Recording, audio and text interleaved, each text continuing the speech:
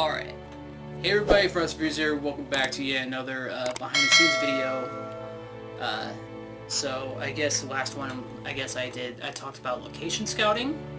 And so for this one, I'm going to be talking about casting and the Toa models.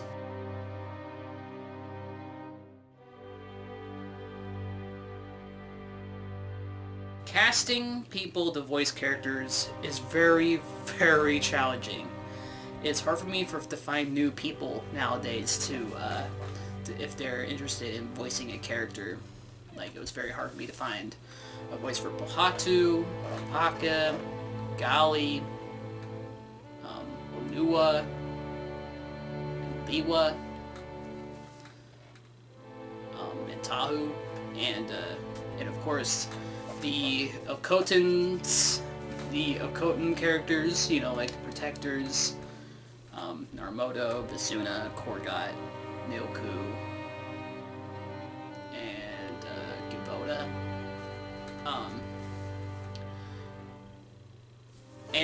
Yeah, it was just very, very hard, because I had to, like, reach out to people through Discord if they were interested in multiple servers, if they wanted to voice act for characters. Some would be like, yeah. Some would be, nah. And a lot of people would be like, can you explain to me what the series is about for these characters? Like, yeah, like for the voice of Makuta for episode 1, it was hard for me to figure out whether or not to have either Otto Von Doom to voice him, or Krexa Prime Productions, or even Lord Feyroth. It was very hard, very confusing, and yeah, I tried Krexa Prime, but he just wouldn't.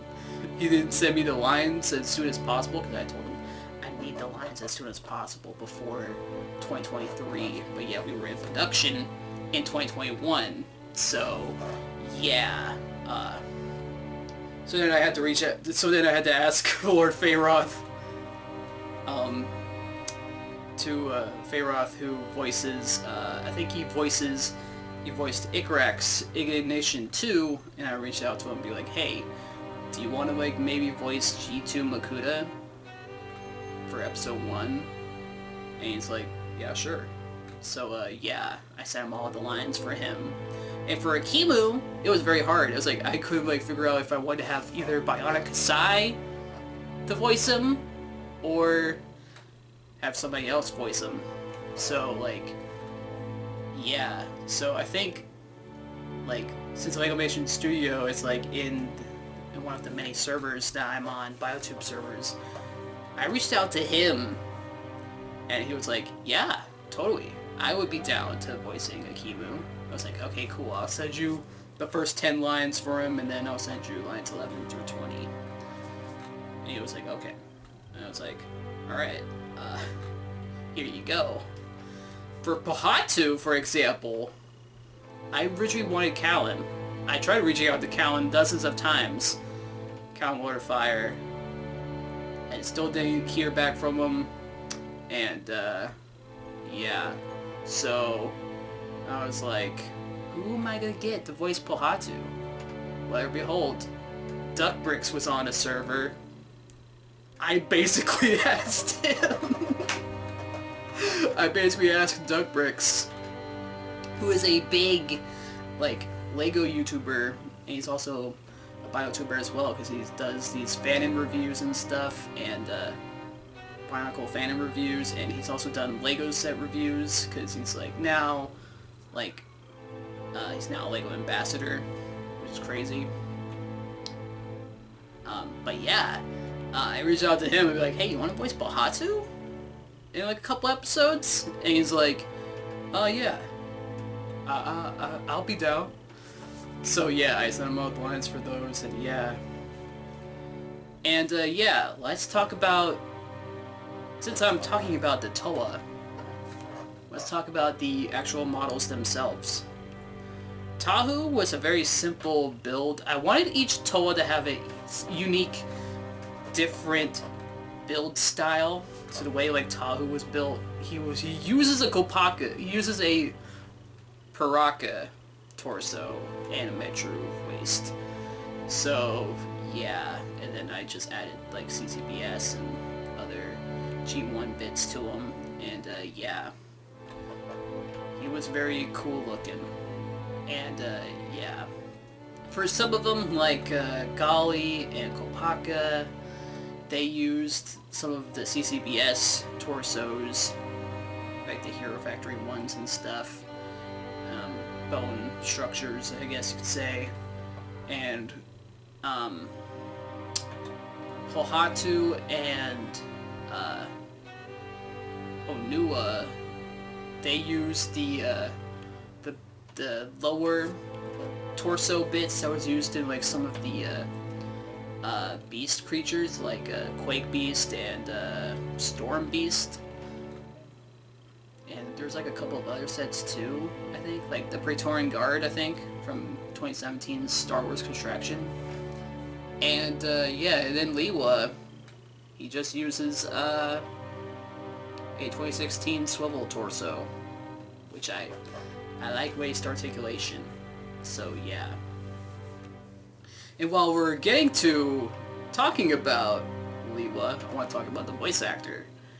So, for finding people that want to voice Liwa, it was very hard for me to find somebody that would be doing the tree speak type language in the episodes, or in, you know, yeah, in the episodes 1 and 3.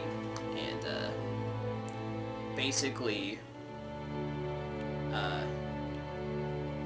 it's hard to tell if he's still doing content now, because I don't know if he's still doing legal content, but that voice actor that I reached out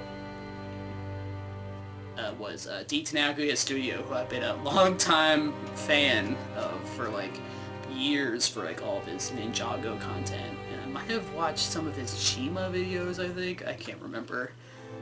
But yeah, like he did like a whole bunch of original Ninjago series and stuff, seasons.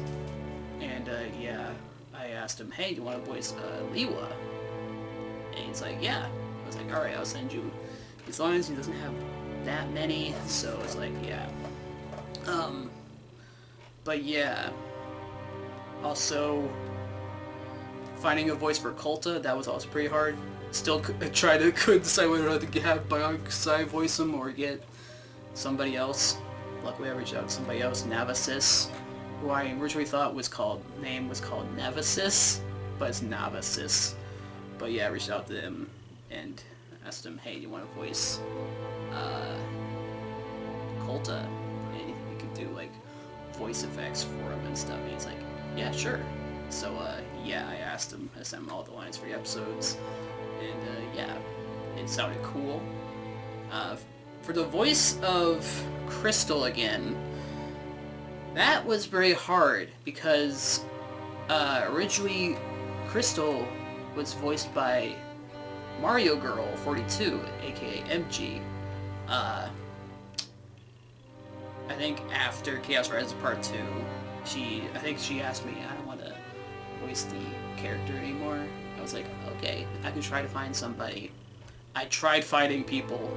I tried asking Mirashiki. I tried asking a bunch of other people if they were interested.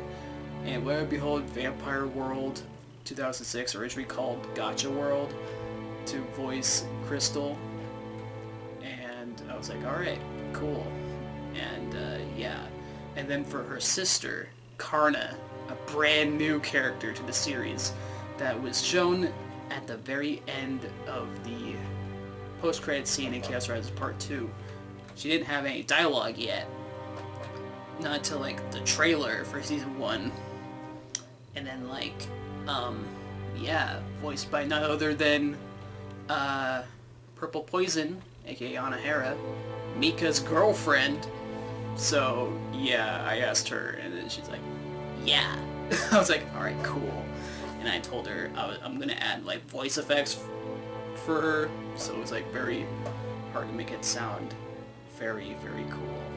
And I did that in post, so yeah. Pain in the ass, but at least I got that done. So, yeah. I guess with that, that's about it for this little behind the scenes video here. So, yeah. I guess, I don't know. I guess we'll just have to find out next time for another behind the scenes video. So, yeah.